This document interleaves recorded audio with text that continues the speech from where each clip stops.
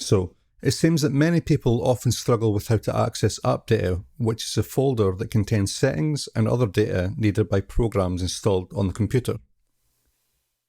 In this video, I'll be showing you a couple of ways to get to the Appdata folder. This first method doesn't require you to change any Windows settings in order to be able to access the Appdata folder, which is normally hidden.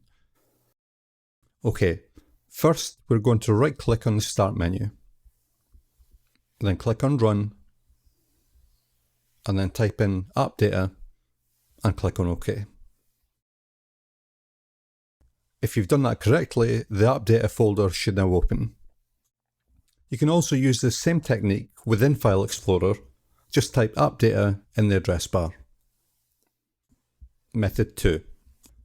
By default, the Appdata folder is hidden, so normally when you browse through your user folder, it won't be there.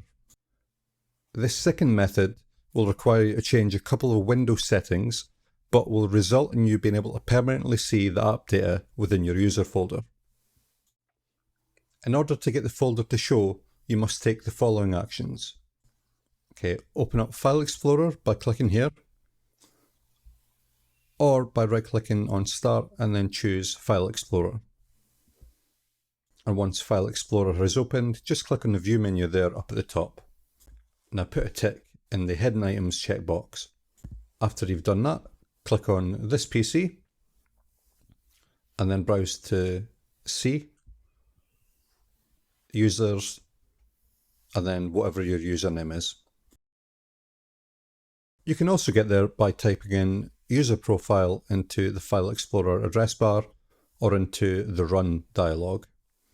And as if by magic, you should be able to see that Appdata folder. As always, if you found this video useful, please remember to like and subscribe. See you later.